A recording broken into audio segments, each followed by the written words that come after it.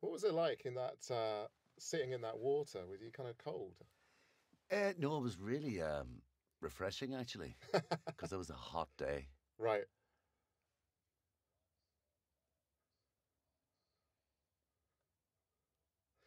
We originally this episode we didn't have this at the start. This was near the end, Oh yeah, and when we saw you and Death together, we just like we have to see that straight away because yeah, that's the show, you know, yeah. that dynamic, that humor.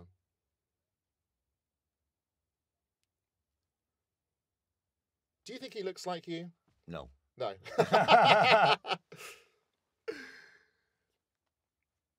That's your voice, though, right? He Yeah, speaks with your voice. You kind of yeah. I did.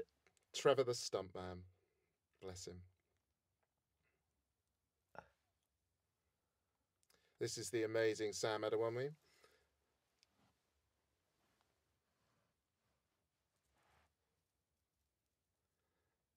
I love the kind of emotion he gets here. Yeah. You know, and very, very quickly, you kind of you feel him.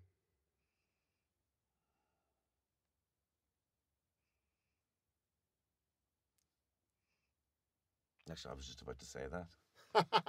Hakeem. You're gonna watch this episode all over again. Hakeem is amazing. It's the moment that's about to come up right now. We did a reshoot to get this in because we kind of changed our minds about how to start the episode, and it needs to be sold in a particular way. Yeah. He kind of needs to build it, and you know, he gives this. He's about to give this kind of grandstanding speech about everything that you, Sam Vimes, are Yes. going to become. And then we do what we do, which you'll see in a moment. I'm assuming people that are watching this have already seen the episode once. And he was so lovely because I kind of went. He said, "Oh, come into my trailer," and we had a chat about it. He said, "Like, how big do you want me to go with it?" And I said, "Well, you know, we're going to cut like about 2 or 3 lines." Okay, I got this. I can, you know. And he just did it. This thing here, and he was kind of going, "Will there be music under it?" And I went, "Yeah, like heroic music." And he was like, "Okay, I know what to do." Oh, And he just good. did it like this, and it was, there it is, the timing. The kind of,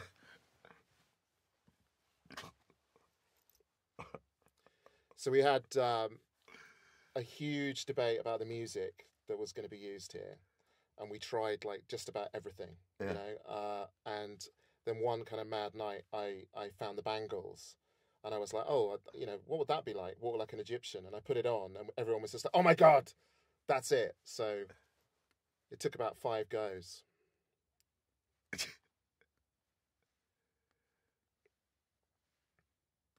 That's you and your zipper.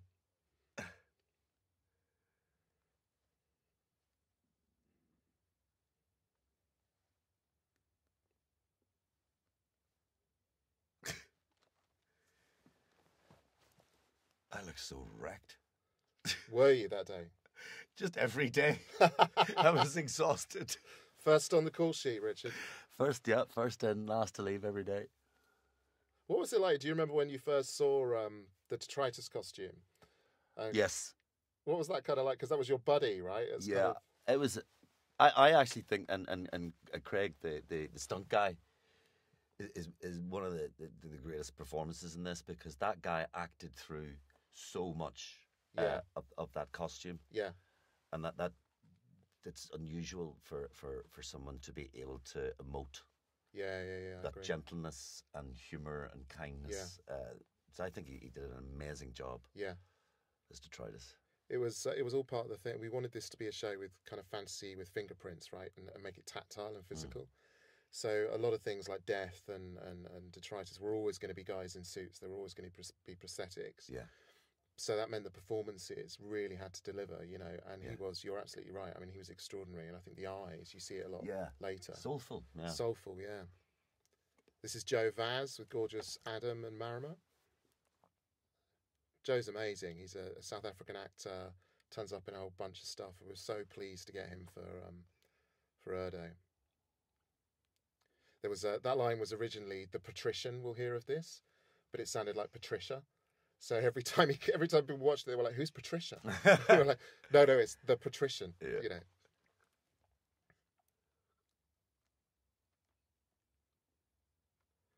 This is one of the things that happens a lot in the show, that we do this kind of baton pass between what's happening on screen and then a title coming in or the music doing something. And we found ourselves, when we put it in the script, sometimes it wasn't very clear. So Adam, when he did that line a few times, he sort of, what exactly do we do here? And we're like, no, we're going to cut. We're going to cut. You have to do it, you know. Right. But I think we were all kind of feeling our way in this first episode. Here's your boss. Oh, the cracks. I haven't seen that. So this was fun because, I mean, Venari is such an iconic Discworld character, been played by amazing actors in the past, and we just, you know, we were like, how do you top that? How do you come up with kind of your own take on that in this kind of, you know, alternate spin on the Pratchett mythology? And we thought, wow, wouldn't it be fun if you had someone kind of really stentorian like Anna Chancellor? But she keeps the kind of pronoun of him and he, and she keeps the title of patrician and lord. So it becomes a kind of a takedown, a kind of interrogation of patriarchy. She's wielding all that weaponry. And she got it kind of instantly. And she was really kind of delicious with this, wasn't she? She's really... She also got the filthiest stories on set. Unbelievable. The stuff that went down on 4 Weddings and a Funeral, guys. My God. Can't repeat it here. She'll tell you if you ever see her.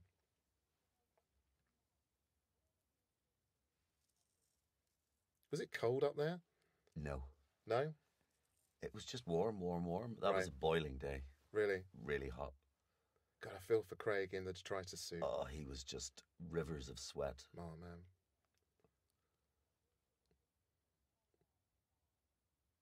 I remember that day, my eyes hurt because it was so bright, the sun bouncing off all the concrete and everything. Right. So my eyes were very shut there because literally to open them was painful. Right. You know what we should talk about, actually? Because everyone says this to me now. They go, what's with the eyeliner? Yeah. And I said, I nearly swore there. I really like eyeliner. I love it. I've always worn eyeliner here and there. I feel like it. And I said to people, look, can people have eyeliner in this show? And nobody actually questioned it. Nobody ever come up to me, why has Richard got so much eyeliner? But I'd asked them to do it to you. Yeah. And then I thought, yeah, why has he? I haven't really thought about this. Well, it's great. It's soot, right? It's the grit. Yeah. I have this theory that if Sam Vimes, it'd be like a Homer Simpson moment. You know, when Marge goes into the kitchen, cleans it, and then the door swings back. Yeah, and then it's messy again. Yeah. Is that if Vimes had a bath, literally as soon as he got out of the bath, because he sowed the city, that the dirt is in his bones. That's great. And it grows out of him. Yeah. So he's made of Ankh-Morpork. Made of Ankh-Morpork. So like that dirt, that grit is in his pores. It's in his essence. I love that.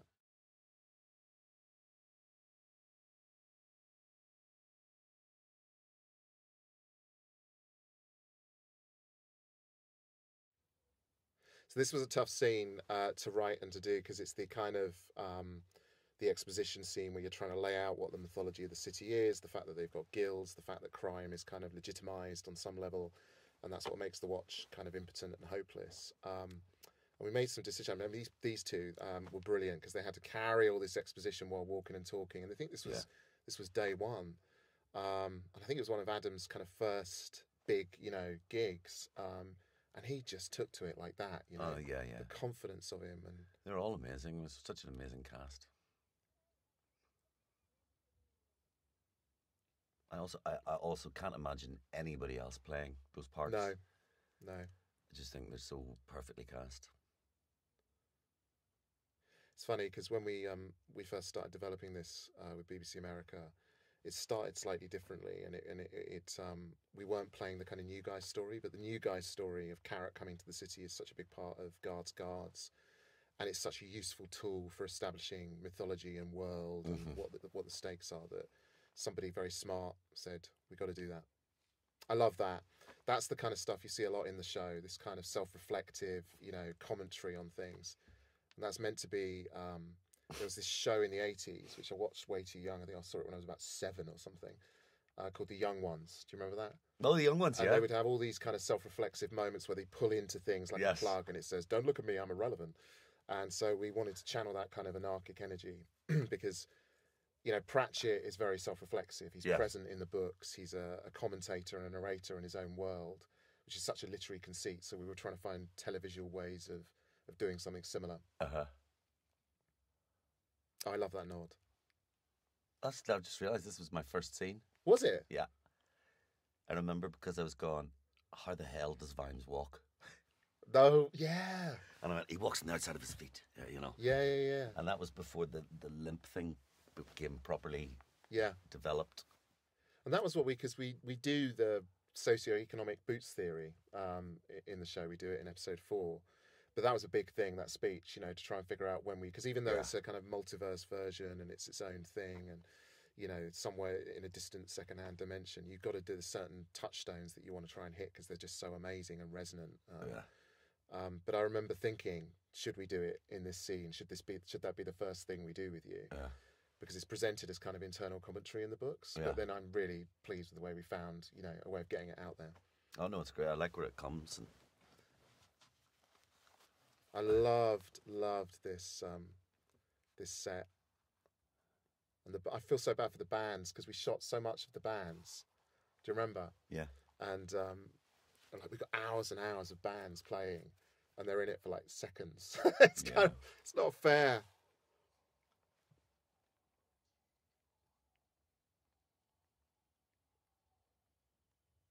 Richard, your eyes have to do so much work in this show. It's That's some eye acting. Some bear hugger whiskey there. So it's one of the things I'm worried about that people aren't going to pick up is that the watch sign malfunctions when Carrot looks up at it and it says twats because it picks out those illuminated letters. And I was really worried, and the BBC America got that cleared, but it's just there if you look for it. It's not quite as big as I wanted it to be. Oh, really? Yeah. Oh.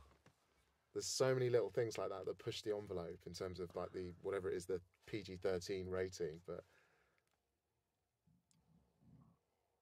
man, you look wasted. I think this is the end of the first day as well. This is the last scene. So what? Because you were on a crash mat, right? Yeah. I had a camera rigged on my chest. Did it hurt? No. Okay, good. Oh, so we've got to tell people about this. So there's Cheery, Joey and Kent, amazing.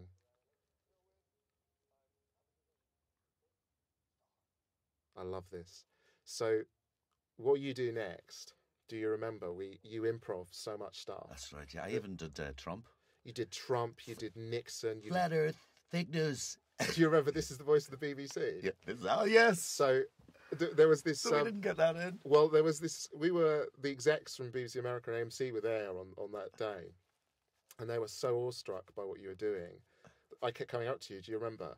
And Alex Schwab, amazing guy, came up to me and said, do you think he could do Nixon? And I went, what did Nixon say? I am not a crook. Yes. So I just came up to you and you were like a jukebox. I kept coming up to you and going, Richard, can you do a Nixon? And then someone said, do you think you could do Neil Armstrong? Do you remember? And I came up to you, and you did like... One small step for man. You did all of those things. It was just...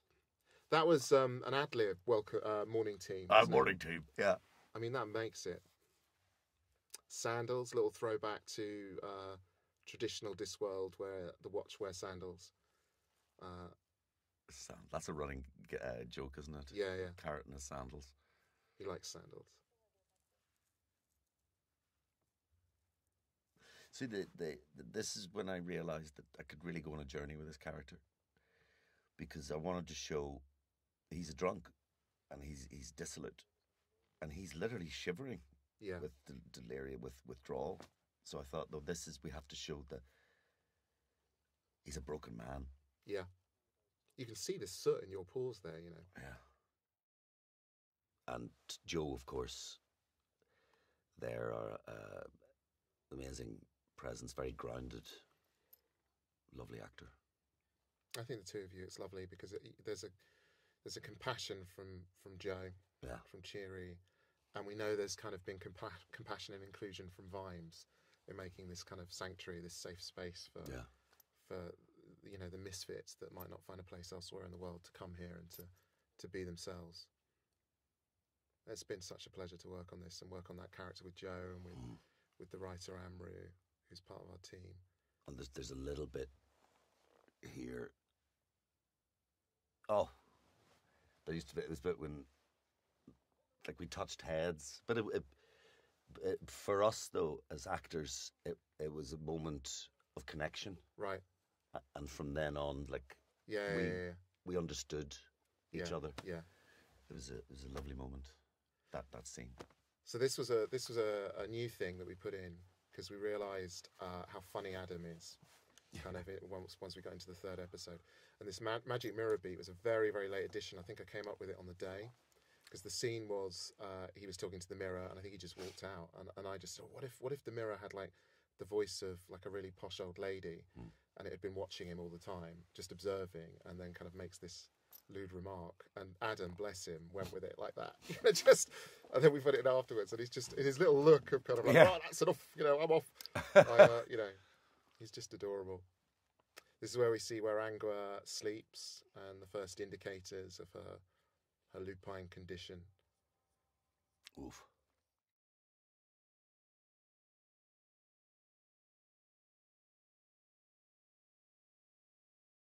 This is a weird thing because we were, again, you write these scenes and they're like a general kind of 3 or 4 character scene. They're talking about stuff. You think, what are they doing? What are they actually physically doing? And I think it was our script editor came up with this idea of what if there's just they play this game where they just try and throw paper balls, and you think that sounds awful. But then Craig, the director, and the production designer came up with this idea of the scoreboard. And I think if you look carefully, you can see you don't have any tallies on there because you go out and get drunk every night. And Angua's got like the best aim, and Detritus is really bad at it. I think the Vimes probably tries, and he's just like. He ends up in the bin. Yeah. Right? It's kind of, yeah. You can't get anywhere near it. It's worth looking as well if you watch this more than once. There's so many details in the background, so many references to, Discworld inflections, Discworld mythologies. There's lots of people's kids and partners on posters as criminals and stuff. I think my daughter's in it about 50 times. Oh, here we go. So this was that's an iconograph, which is one of Pratchett's, just another one of his just genius ideas that, you can have camera technology, but it's an imp painting at 24 frames a second. And do you remember we tried to do this without seeing the imp? Yes. And bless you, you did it brilliantly, and you were selling the whole thing, and then we just watched it and can we do the imp? And we went back and did. That's brilliant. The guy in the box. That's the first time I've seen the imp. Seriously? Yeah. Oh, wow. I love that iconograph thing. I think it says a lot about the world, and Pratchett created this kind of, recognizable world that was very contrary, had kind of glimmers of technology, but it's powered by magic rather than science and physics. Yeah. And I think that's what we tried to tap into. We tried to tap into the kind of contrariness of it, because for me, I think everyone has a different version of what the city is. It's, this is obviously an alternative reality version of it, but, it's medieval, it's Victorian, it's Georgian. And for me, I wanted it to feel contrary, kind of old and new, all colliding together, different architectures, fighting each other. That's the first time I've seen the special effects. Oh, really? Yeah. Thormic energy. Thormic. Colour of magic. There he is.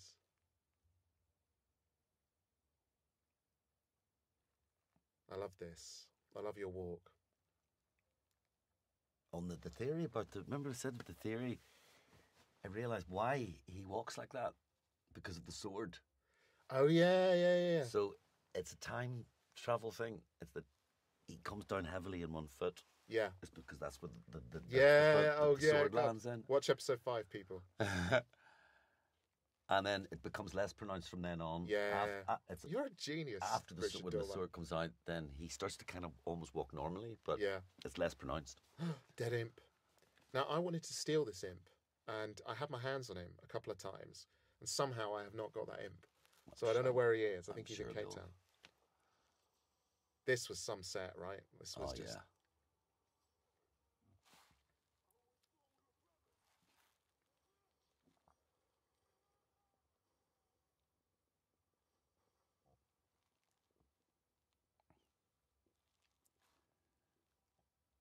This was about the impotence of the character, the fact he just watched, the fact that he never acted decisively in one way or the other.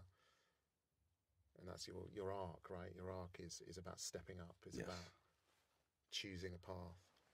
Again, look, did you see the little dog poster there? Yeah.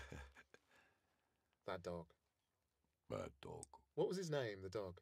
Tipex. Tipex. Tipex is the dog's name. The most incredible little actor. Tipex has got a big future, I think. Oh, I loved it. And he used to, whenever I came on set, he would come up and sit beside me. Really? Literally. Seriously? Like he belonged to me. It was so weird. We really connected. Cute dog. I think Adam is great in this scene.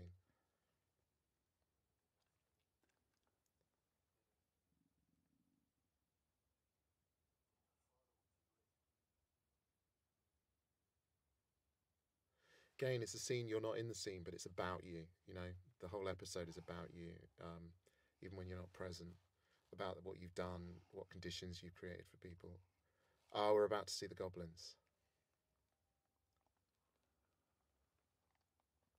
So we messed around with this so much because in TV shows I've worked on before, like the Musketeers, we always have henchmen, and you have to have like muscle for the villains, right, or the apparent villains, because I think Casa is far more complex than your regular villain, and they never get lines, and they're always extras, and it's always problematic, and so on. And we just thought, wow, if they're goblins and they kind of, you know, they click and they hiss, and you don't really know what they mean, but if we saw what they were saying to each other, what would be fun? And the idea that they're actually this suppressed class, and they gradually become aware that they're being used as a kind of crude fantasy allegory, again, feels like Pratchett didn't do that, but it feels like a very Pratchett thing, you know, that kind of thing he would do if he was using those literary conceits that he deployed so brilliantly in television.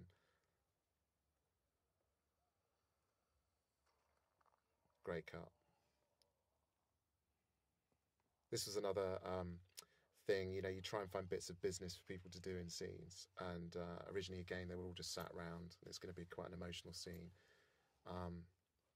And I just said to Craig, the director, could someone be giving him a massage, because he's got kind of rock arthritis? And to his credit, he's just like, yeah, sure. I had no idea how they were going to do it.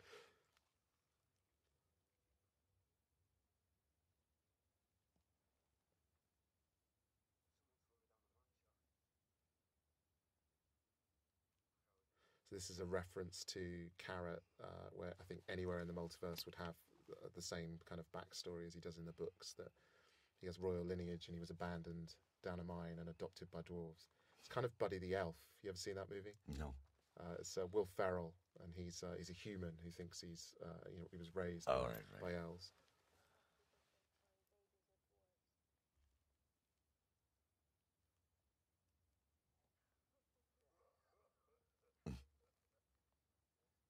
I love Ralph as detritus, Ralph Ineson, Finchy from The Office. Yeah. Chris Finch. It's just so lovely, the voices, your accent, the kind of American voices, the British voices, the Maltese accent, you know, the kind of montage of it, and then Yorkshire's in there as well. I think it's... Yeah. Look at those eyes. Big sad eyes. So that we picked up a lot later, right? You shouting up at the... That was one of the last things I did in South Africa, yeah, that... It was just on the side of the lot. Yeah. It was just a bit of grass. Yeah. I think we were doing the thing with Adam's dwarf parents at the same time. Yes. You know, you were up around the corner. Yeah. I think I came around to say hello, and they were soaking you, and I thought, oh, probably bad time.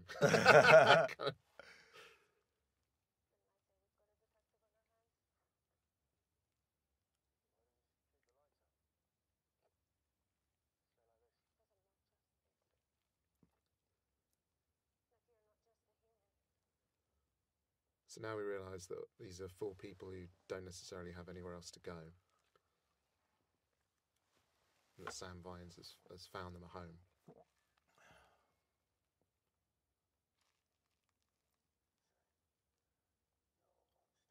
I love the moss they've put on detritus. Yes. He's so lovable, detritus. Here we go.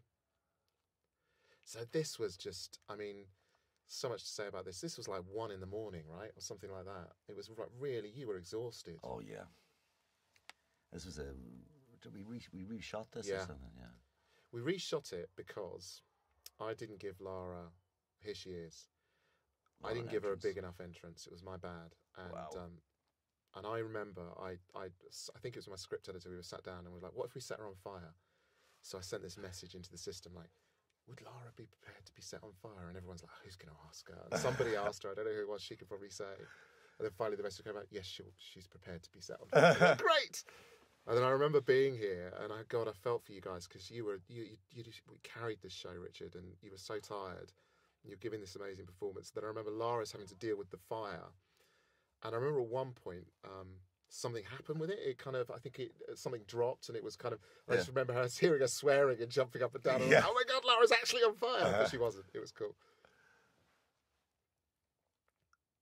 So again, this is so, the Sybil Ramkin of the books is all about fairness and equality and social justice. And, in the book she writes letters, sternly worded letters to people. But here it's much more active. It's, she's doing something about the state of the world, albeit in her own kind of weird, entitled way.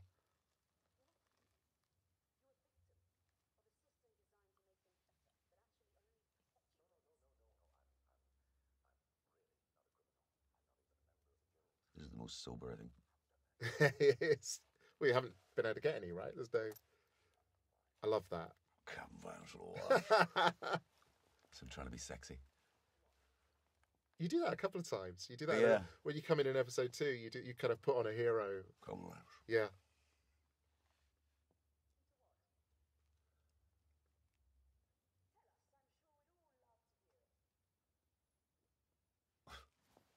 Oh, she's great.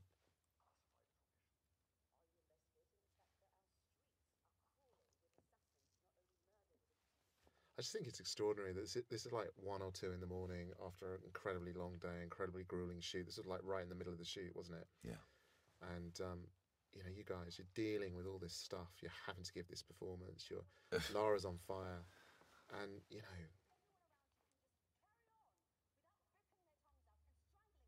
that was Lara's audition scene. That she originally had a dragon tooth that she brought in. And she was like using it like a toothpick, and she kind of waved it at the camera, and it was just mesmerising. She was just like, there was nobody else from that moment.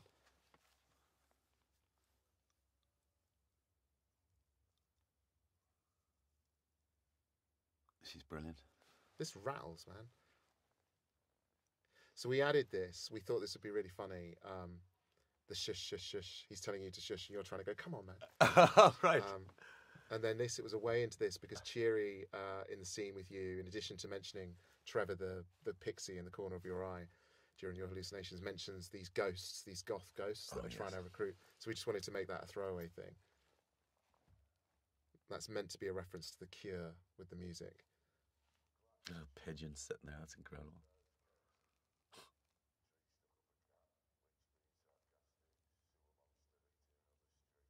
Missing imp.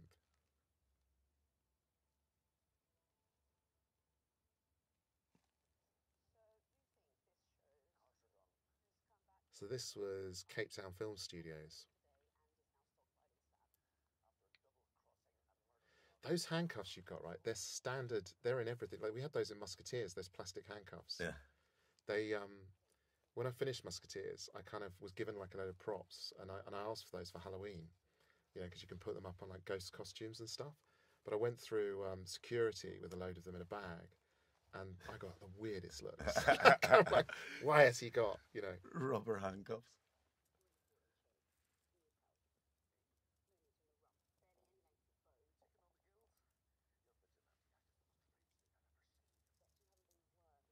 This was important to us, and Rich, you were great with this because we wanted Sybil. Sybil in the books is physically bigger than Vimes, and this Sybil is in our show she's big in the sense that she takes up space. She's entitled, but we wanted her to manhandle you, in addition to kind of grooming you and trying to reform you, and she always sees you as one of her kind of rescue animals, and she throws you around so much, and she can physically dominate you. And I think the two of you, that energy you found, where you found space for Lara to kind of come in and do that was amazing. Did you guys kind of work on that, or? Well, I was just her ragdoll. So if she give me any pressure, I would multiply it by a factor 5.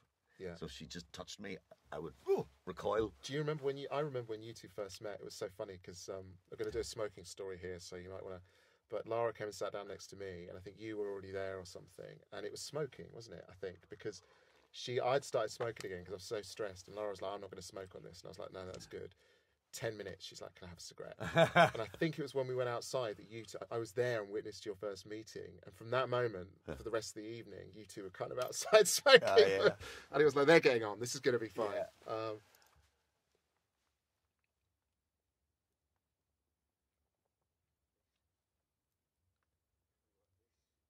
So this is while the boss is away, Angua slowly becomes persuaded that maybe the watch can step up and do something.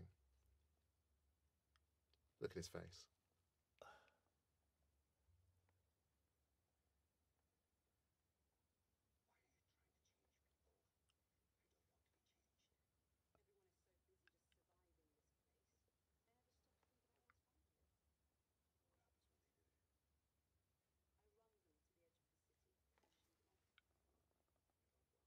You're not warning. Not ever.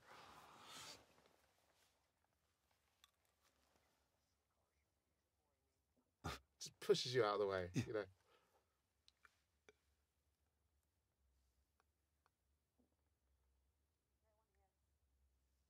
So Sam Vimes came from abject poverty. In the books, it's referred to that he was in street gangs and things like that, although in separate places they mention his dad being run over by the same wheel cart for 20 years because he was an alcoholic. You know, it's so subtle, and so it was a chance for us to see, you know, what would it have been like if you'd been in a street gang as a little kid, and in a place like this, what would it have done to him, you know?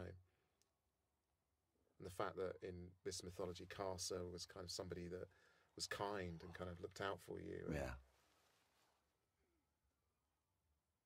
God, you got so much stuff in your mouth, didn't you? Yeah. I remember on the rushes.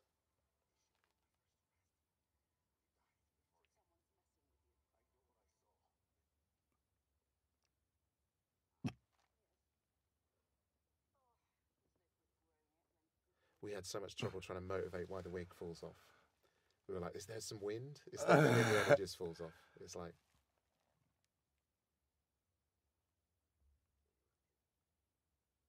rubber handcuffs.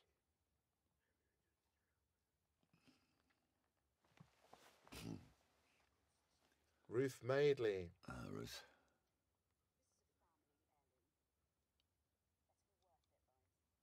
I was so glad we got her. We'd seen years and years, and I mean, she just blew me away, you know. And I asked the question, and she just came back and went, "Yeah, whatever, I'll do it." And she was just a spark, right? A live wire. Oh yeah.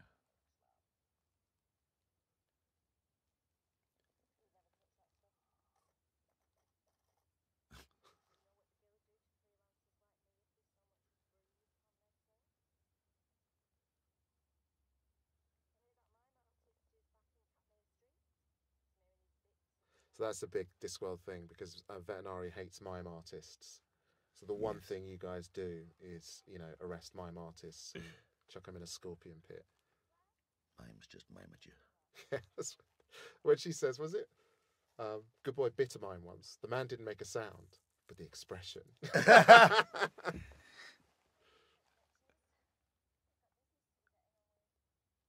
So here we see Good Boy, Sybil's little baby dragon. Oh, look at it. Wow. Oh, did it Yeah, he winks. Oh, I love it. I think that was the Craig's idea, the director.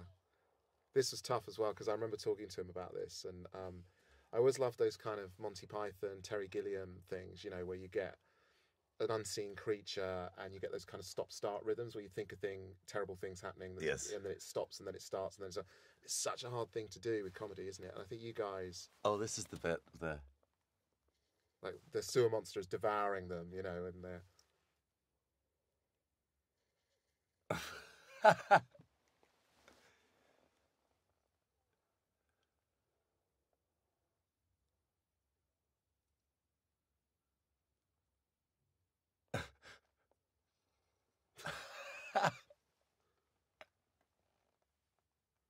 Your face. You look like 6 kids.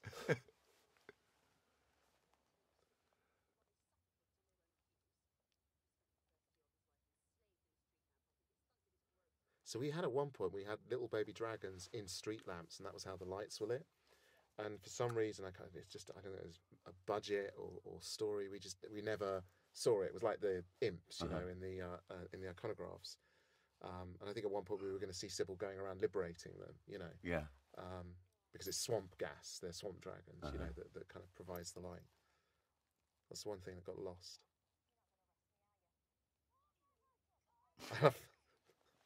So Ruth was so into this because I was like, okay, so what if Sybil puts you in? And she was like, absolutely. And tell her to put the brake on, you know. Like it was...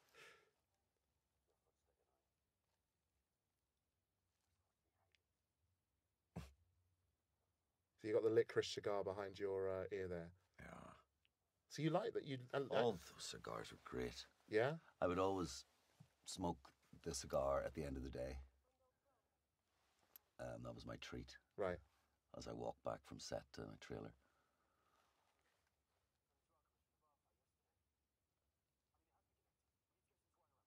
I'm just remembering as well, I just forgotten that I was trying to, when I started the show, who I was basing, you know, like that with the Vimes kind of around. And I remember Humphrey Bogart. Yeah.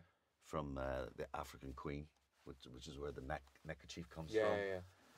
And John Huston, because he had that voice. And then there was another, Lee Marvin. I think it was Lee Marvin. Yeah. Or my kind of grizzled. This is lovely.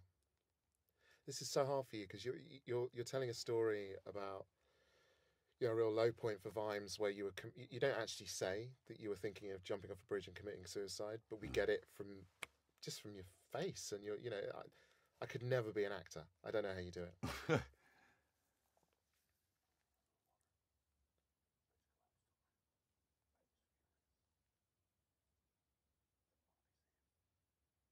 I think as well about this, particularly this character as an actor, you shouldn't be afraid to look ugly. Yeah. And I think there's some actors, like, I don't look handsome in this, you know. I mean, I think you look gorgeous. But he's a contorted, twisted face. It's always in motion, and then when he feels or when he sees the truth, it becomes almost blank. Yeah. And so I think actors shouldn't be afraid to look ugly. Yeah. Because I mean, look at that. You're gnarly. You're gnarly. I don't think you're ugly. I think you're gnarly. You're rough and you're gnarly. Gnarly and grizzled. Yeah. Yeah, it's extraordinary how quickly this goes. I think it's kind of, that was my biggest fear with the episode, was that, you know, pilot episodes tend to grind. Yeah. And well, this whisks along. Yeah.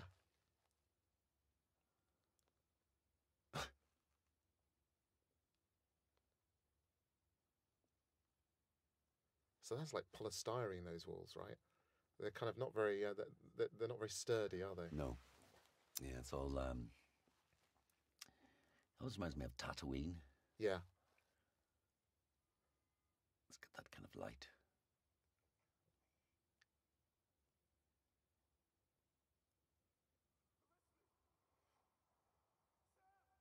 Here's the young Sam Vimes that doesn't look like you.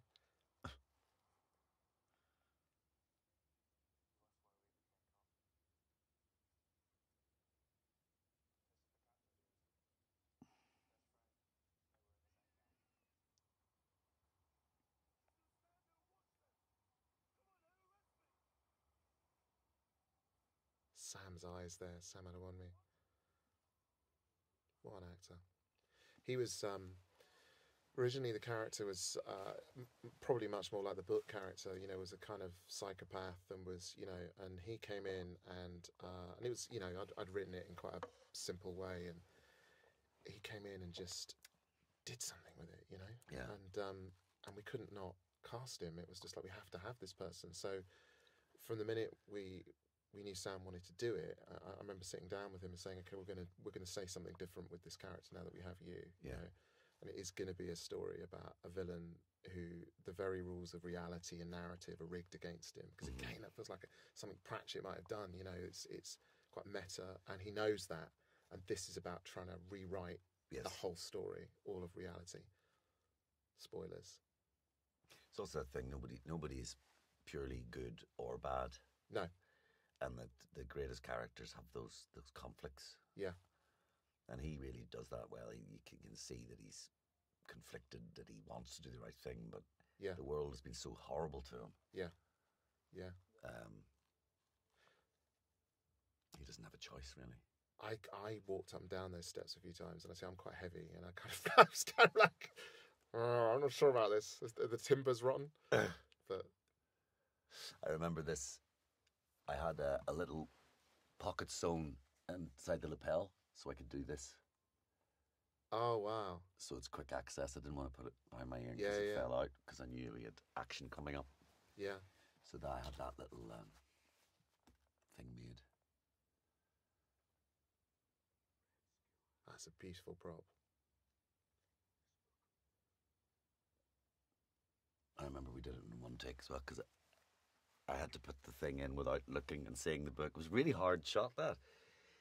And then I'd walk and not trip over and get to the book and then bring it back. Yeah, yeah. But putting the cigar in that tiny little lapel pocket was very difficult without looking. It's such this for you. It's such a. I mean, it's such a different performance, right? Because usually you have these quite dark, twisted characters, and Vimes has all of that. But you've had to sell comedy, physicality, kind of screwball as well. I mean, particularly when we get into the later stuff, and you're falling down sand dunes, and I think Sam's amazing here. This is where you start to realise, okay, this is not. There's a lot more going on with this guy. Mm.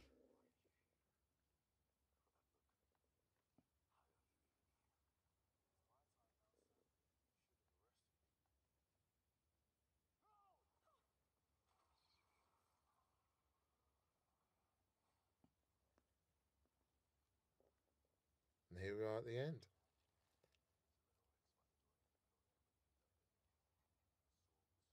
I love his eyes. We had a big debate about that because they've done like so many versions of Death, and we just thought, let's just do the eyes. You know, just do beautiful kind of celestial eyes. Yes. That was it. Wow. Thank you. Thank you for being brilliant. Thank You're you. amazing. Thank you for writing a brilliant story. Thank you, everyone, one and all. Thank you for joining us.